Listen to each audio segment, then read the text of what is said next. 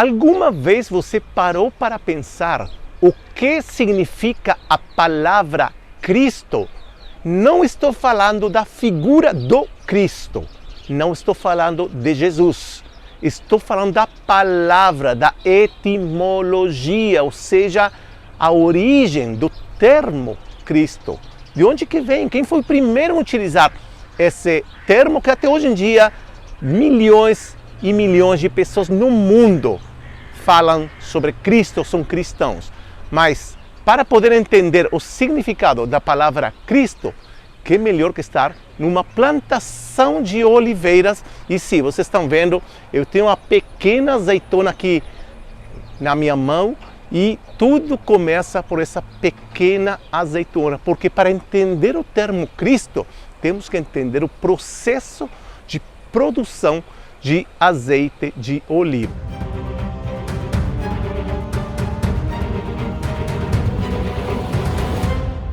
E justamente me encontro aqui uma enorme plantação de oliveiras que está muito próximo à Cidade Velha, à parte sul da Cidade Velha, bem pertinho da Porta de Sião, um lugar chamado a Granja do Vale, em um lugar especificamente chamado o Vale de Guena, um lugar muito bonito, e aqui fizeram um parque temático com várias coisas muito interessantes e, entre outras coisas, fiz uma réplica de uma prensa de azeite da época do Segundo Templo, ou seja, há 2000 anos atrás, da época de Jesus. E nós vamos entender como era o processo de produção de azeite de oliva para logo, não esqueci, entender o que significa Cristo. Então, vamos aqui me acompanhar, está com essa azeitona. Olha, eu tenho mais azeitonas aqui. Vamos colocar, por exemplo, 3 azeitonas. Pensem que há 2000 anos, no outono de Israel, ou em outros países, por exemplo, França, Itália, Espanha, é muito típico da região do Mediterrâneo, mas em Israel, há 2000 anos, no outono, fazia uma colheita de azeitonas, né? Um monte de azeitonas, dessas oliveiras maravilhosas, colocavam uma espécie de cestas e jogavam aqui dentro. Vocês podem ver, hein? Eu vou colocar nossas 3 azeitonas aqui e eles colocaram, imagine, milhares de azeitonas aqui e através de um processo onde amassavam as azeitonas. Agora imaginem que poderiam ser escravos, mas geralmente ia ser um animal aqui, pode ser uma mula, um burro, ele ia estar aqui, né, rodando. E vamos simular aqui que a gente está fazendo, né? Olha as azeitonas como ficam amassadas. Agora, né? Temos azeitonas assim, imaginem milhares e milhares de azeitonas nesse processo de fabricação. Vocês estão vendo aí uma espécie de massa de azeitona, certo?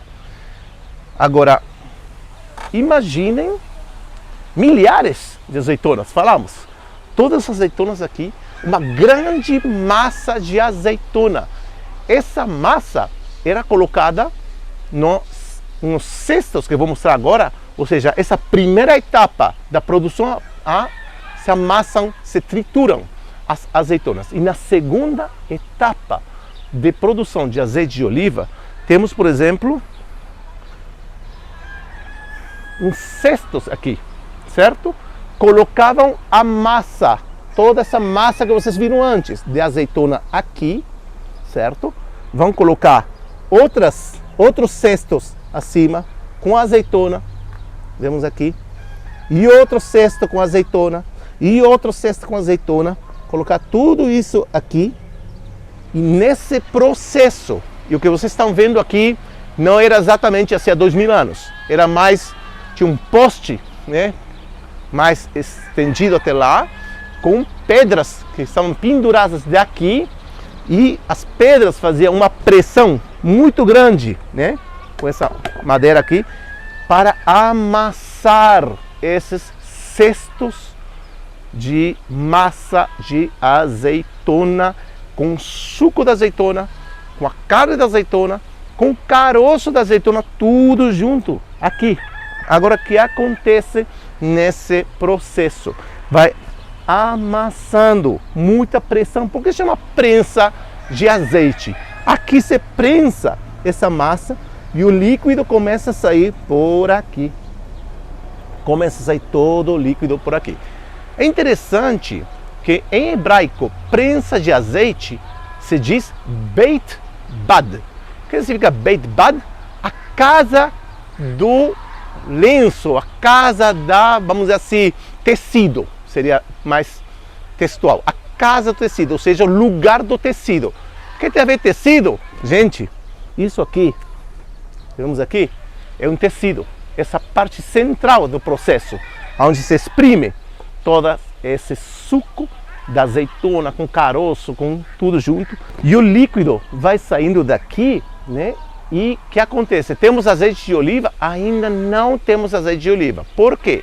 Porque depois de alguns dias, o azeite vai se separando da água, do líquido, e criando, aí sim, o azeite de oliva extra virgem, que nós conhecemos até hoje em dia. O processo hoje em dia é idêntico, só que temos hoje em dia tecnologia mais avançada, mas a ideia é a mesma. E esse azeite de oliva extra virgem era utilizado para, entre outras coisas, para unção de reis, unção de profetas, unção de sacerdotes. Prestem atenção na palavra unção. Unção com azeite extra virgem. O que se faz com o resto de processo? Outros produtos para lamparinas, etc, etc. Cosméticos, sabonetes, até hoje em dia, né? Mas com azeite extra virgem era para unção de reis. E agora vocês estão se perguntando, e qual é a conexão com Cristo? A palavra Cristo significa ungido e vem do palavra original Mashiach em hebraico. Vocês devem conhecer a palavra Messias, certo? Com certeza vocês conhecem. Messias vem de Mashiach, que significa ungido. Quem é ungido na Bíblia hebraica? Ungido na Bíblia hebraica pode ser o rei Saul, o rei Salomão, pode ser, por exemplo, patriarcas, pode ser, por exemplo, uma figura que não pertence ao povo de Israel. Por exemplo, o rei Ciro de Pérsia é chamado na Bíblia hebraica como ungido, porque ele liberou o povo de Israel para retornarem aqui na terra de Israel. Então, a Bíblia chama de ungido, a Bíblia hebraica chama de ungido não com a conotação que nós conhecemos desde a época do Segundo Templo, da época de Jesus, como Messias, como Salvador. Ou seja, na Bíblia hebraica é ungido por Deus. Essa cerimônia de ungir, de unção de reis, de unção de profetas, sacerdotes, era uma tradição que existia também em outros povos, que tinha um significado também no povo de Israel, um significado que a divinidade, ou seja, o Deus de Israel, no nosso caso, está com o rei, está dando a bênção, está dando, né, vamos dizer assim, a aprovação para que um rei seja rei. Na época de Jesus, já temos outra conotação de um rei, de um sacerdote, de um profeta salvador.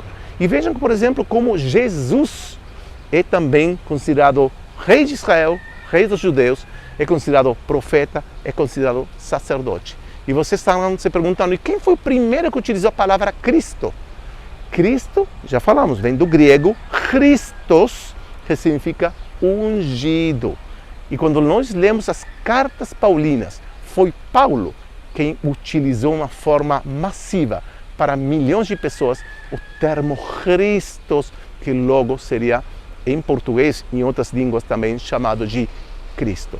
Então vimos aqui nesse curto vídeo a conexão entre uma simples azeitona e a palavra Cristo. Se você gostou deste conteúdo, deixe para nós seu like e inscreva-se em nosso canal. Você também pode deixar seu comentário e compartilhar com sua família e amigos. Assim também eles curtem esse conteúdo. Agora, quero te dizer uma coisa muito importante. Estou super emocionado porque eu tenho um convite muito especial para você, para um evento único é impactante. O seminário online Israel em Guerra, Profecias Bíblicas e Contexto Atual. Nesse seminário, nós vamos explorar as fascinantes profecias bíblicas que envolvem Israel e como elas se entrelaçam com os eventos atuais. Você sabia, por exemplo, que tem textos bíblicos que parecem ter uma conexão surpreendente com a situação atual em Israel? Contaremos com a presença de grandes especialistas para nos ajudar a entender o contexto atual de Israel, dessa guerra. Então prepare-se para um mergulho profundo na história e na sabedoria reveladas nas Escrituras. O seminário será realizado nos dias 9 e 10 de dezembro e o melhor de tudo, você poderá participar conosco no conforto de sua casa e se você perder alguma palestra, fica gravado. Então, tudo certo. Então, não perca essa oportunidade de aprender e refletir sobre o destino de Israel no contexto da profecia bíblica. Cadastre-se agora mesmo para garantir seu lugar nessa jornada espiritual e intelectual. O link de cadastro pode ser encontrado aqui na descrição do vídeo. Então veja você no seminário online Israel em Guerra, Profecias Bíblicas e Contexto Atual.